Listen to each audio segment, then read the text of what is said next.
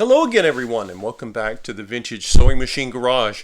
You are currently looking at a giant ball of thread, and this is very symbolic of a recent machine I've been working on, and I wanted to share this with you. As you know, I love to share when I'm coming up with challenges. People often say, oh, well, you've been doing this for a long time, and you make it look easy. Oh, no. Just restoring vintage sewing machines is not easy, and there's always something to learn, and anyone who's done this for a while will tell you the same, I'm sure. The reason that you are looking at a giant ball of thread is this is just some of the thread I've gone through trying to get this machine to sew. And so the question is, why is this such a problem? So I'm going to talk about this today, and I'm going to reveal to you the machine itself. What you are looking at is a gorgeous Singer 191J. Now, some of you may not even know the 191 model series. And if you don't know it, don't feel bad, because I didn't either. I have never actually worked on a 191. Singer was so massive. They were such a vast company. They made models that I'm still getting to. And I've been doing this, 10 years or so now?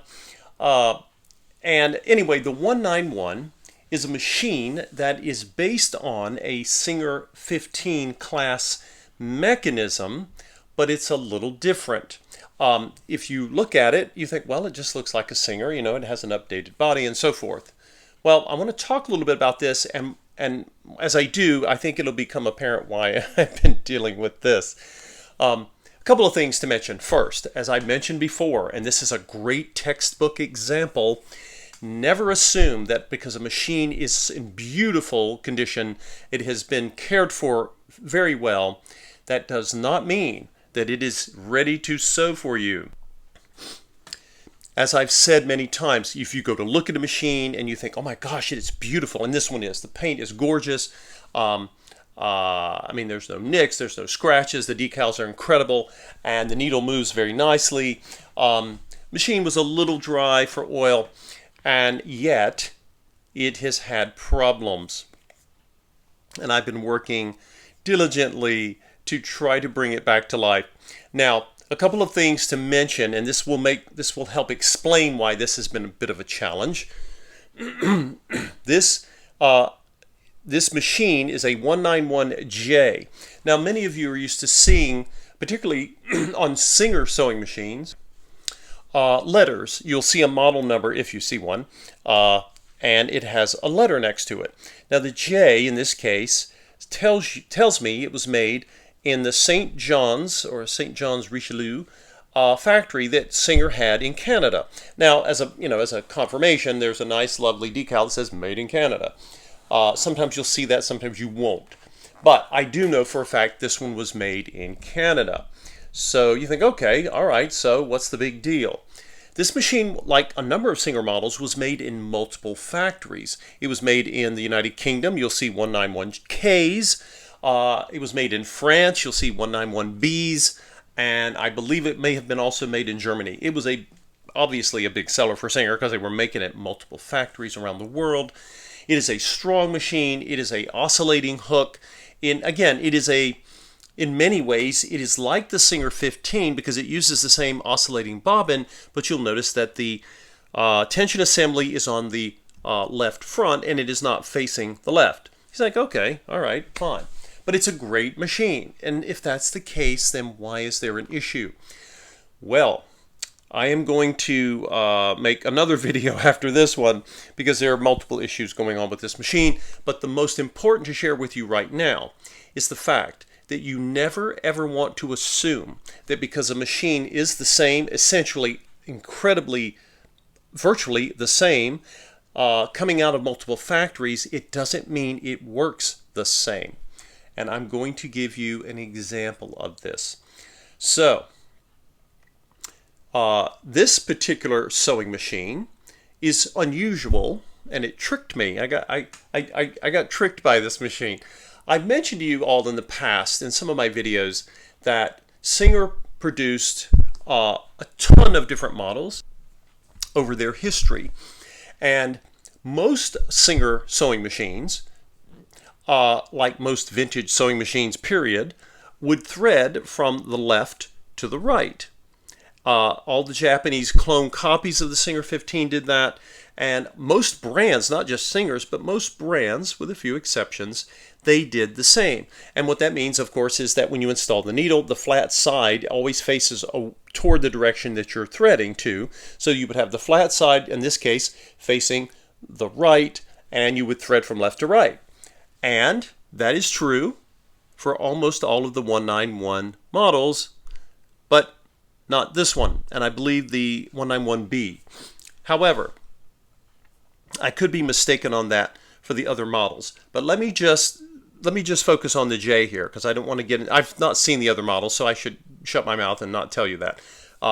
Pretend you didn't hear that, but let's focus on the J. Other than the Singer Featherweight, the Singer 301, the Singer 201, these are all rotary models, and there may be a few other Singers that did this, but it's unusual for a machine to have a threading that takes it from the left toward the right as it goes through the needle. So the flat side of the needle faces the left. This one does. And I didn't know. Now, there are other things to talk about.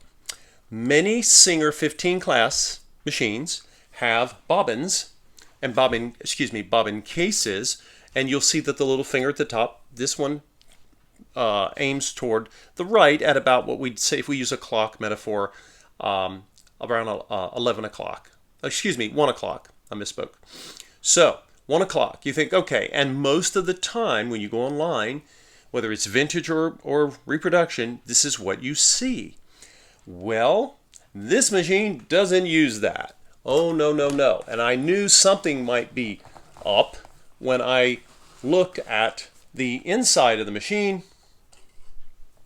We're going to get you folks a nice camera angle here, because I want you to see this, or you're going to think I'm totally making this up, and I swear I'm not. So, right now the bobbin case is out, because that's for a whole nother video. Take a look at this little area right here, and of course you will see in here there's the shuttle, there's the hook, and then there's this big sort of ring piece. This is the race cover. Okay, it's a big piece of metal, and at the top you will see a little divot, a little opening, right? That little space right there. On machines where the bobbin case goes toward 1 o'clock, the little finger, of course, the divot's going to be slightly shaped in about, the same angle. Well, this one is not. This one is angled toward 11 o'clock. So, well, okay. What does that tell you? What that tells you is, and again, I learned this the hard way. If you want a bobbin case for this machine, it has to have a little finger piece that goes toward the left at what we would say is around 11 o'clock. So, never ever make an assumption that the machine that you have, you say, well, it's like the class 15 and it's an oscillating hook. It would take, the bobbin case we're often used to seeing for the class 15, and surely it would thread from left to right, but it doesn't. So, word to the wise, always remember that sometimes if you're having a hard time with something, it may be that you, and in this case myself, don't understand the way the machine was designed. And it can happen to anyone, including people who have been working on these machines a long time. So I hope this was helpful.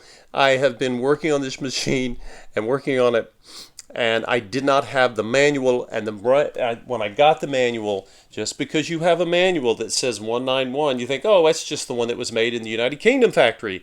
And it is, but it is not the same. The manual is not something, many of the features in the manual would be helpful for this machine, but not something as crucial as threading, as having the correct bobbin case or threading. So, again, this is the threading diagram for the 191K, and look here, they're having you thread it from the left to the right, and of course it changes the installation of the needle. And I thought, well, I could use this, right? No, because the 191J does the opposite. And you won't know unless you watch a video like this or you get the 191J manual. And I'm very used to getting Singer manuals for free online. You can get the 191J manual, but you have to pay for it. And if I were keeping this machine, yeah, I would just pay for it. It's not that expensive.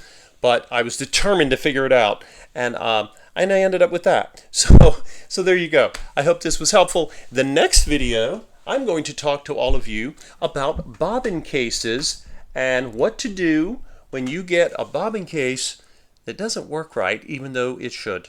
Thanks for watching, everyone.